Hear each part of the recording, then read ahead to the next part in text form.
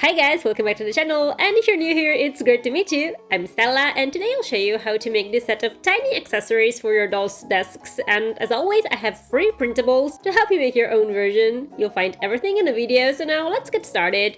As usual, we'll begin with the easiest item in the set, this tiny magazine holder. So first we'll cut this part, and as usual I suggest using cardstock from old packaging for this, since it's virtually free and that never hurts, but also it's quite thick and yet very easy to cut. You can use a cutting machine if you have one, or just regular scissors and a craft knife. Then we'll print and cut this part and we'll glue it to the cardstock shape this way.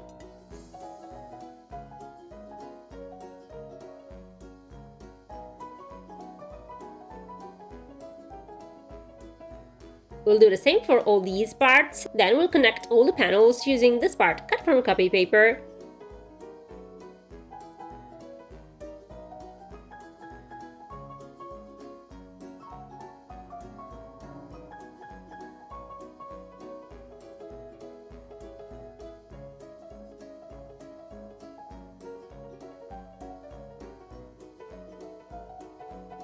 Finally, we'll print and cut this part, and we'll glue it over the magazine holder.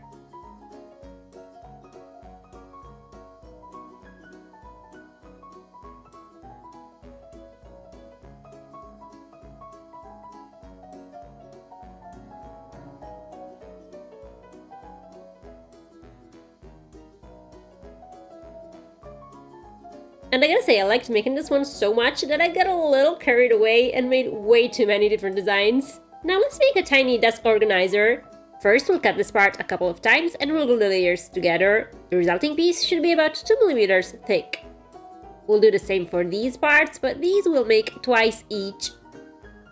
We'll prime all the panels with a layer of acrylic gesso, and I suggest using a square, stiff bristled brush to create a nice wood grain texture. Next, we'll use brown acrylic paint, watered down quite a bit so it's very runny. We'll paint all the pieces quickly, and then we'll lightly wipe some of the paint off with a sponge and a dry paintbrush to get some lighter streaks in the color. And just a little tip, to prevent the panels from warping because of the moisture in the paint, we can place them between 2 layers of parchment paper and then under something heavy like a big book for a few hours. This way any moisture will be absorbed by the paper and the panels won't bend. At this point we can assemble all the pieces together using this part as a placement guide.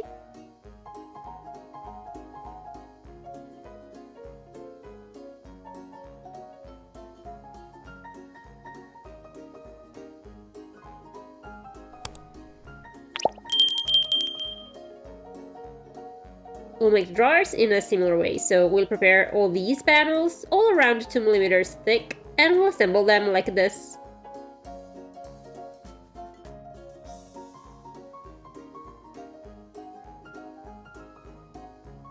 We'll paint the drawer with acrylics. And of course we'll have to make 2 of these.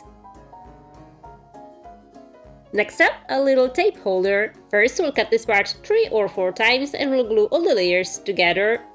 The final piece should be about 2 millimeters thick. We'll do the same for this part. Then we'll cut this part and we'll glue each side to the pieces we've just assembled. Next we'll cut this part a few times and we'll stack all the layers together until we have a final piece that's around 5 millimeters thick.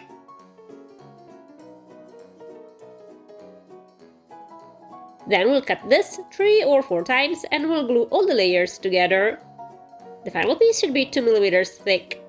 Finally, we'll cut this part and we'll glue the 2 sides together. At this point, we can assemble all the pieces in this order.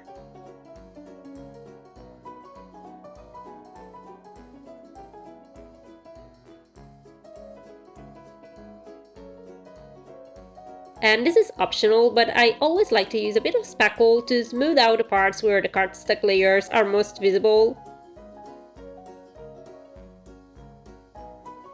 We'll paint the resulting piece with acrylics, beginning with a white base to even out the surface.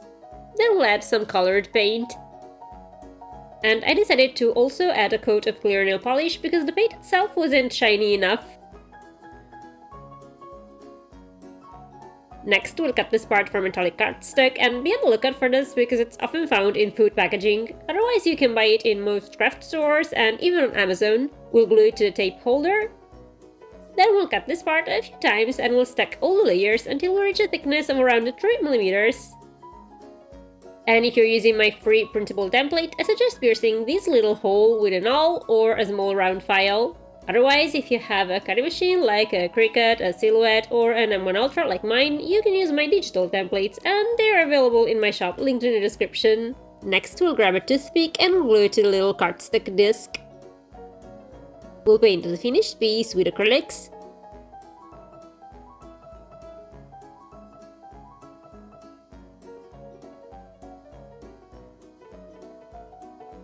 Then we'll cut the toothpick so that it's short enough to fit into the tape holder. Finally, we'll cut a piece of clear tape and we'll glue it around the disc this way.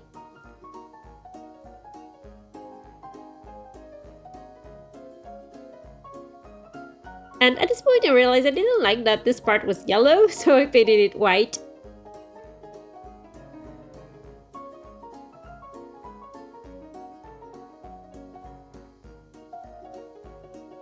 Next up, a tiny stapler. First, we'll cut this part and we'll glue all the pieces together. Then we'll cut this part 3 or 4 times and we'll stack all the layers together. The final piece should be about 2 mm thick. We'll glue it into this slot in the stapler's base and we'll paint the entire piece with acrylics.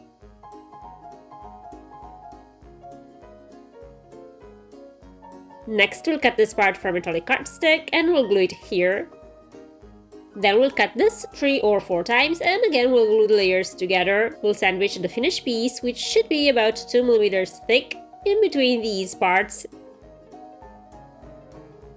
We'll paint the final piece with acrylics.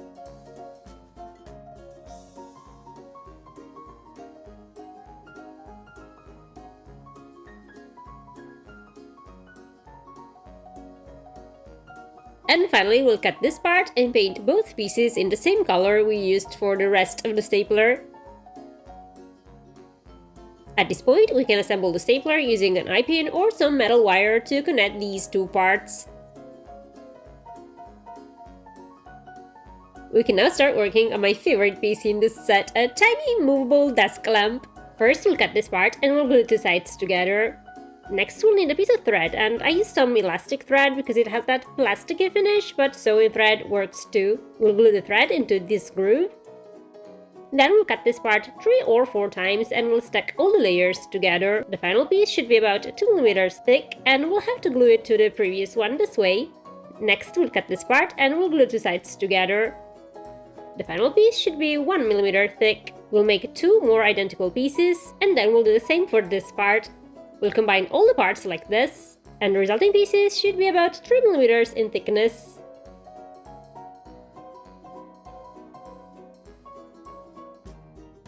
We'll do the same for these parts that we'll assemble, making sure they're aligned at the center. You can use this part as a sort of placement guide.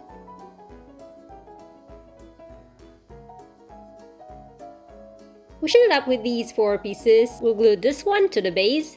Then we'll set the 4 resulting elements aside for a moment. Next, we'll cut this strip twice. We'll glue the first strip around the toothpick this way.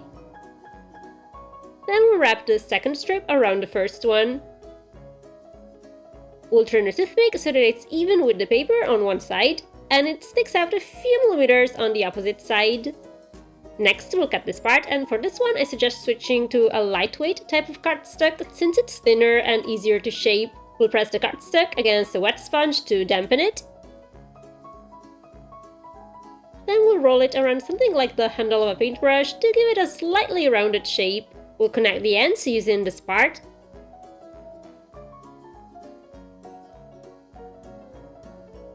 Then we'll cut this one, we'll dampen it with water, and we'll glue it around the previous part.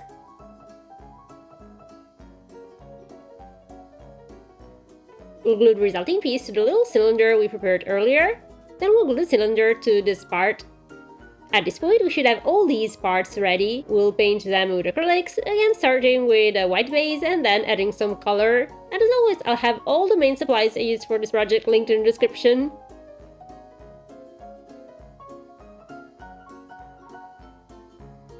Finally, we'll connect the 4 elements, again using some metal wire.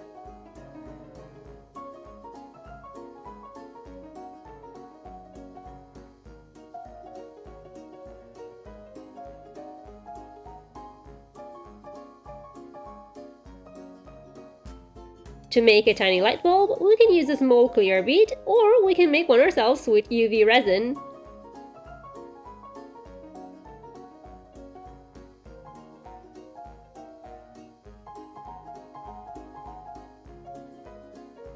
We'll glue the light bulb to the lamp. And our tiny set of desk clutter is ready. What's your favorite piece? As promised, here's a link to the free printable templates, and if you want to make more tiny clutter for your dollhouse, you should watch this video next. And this is all for today. Until next time, bye!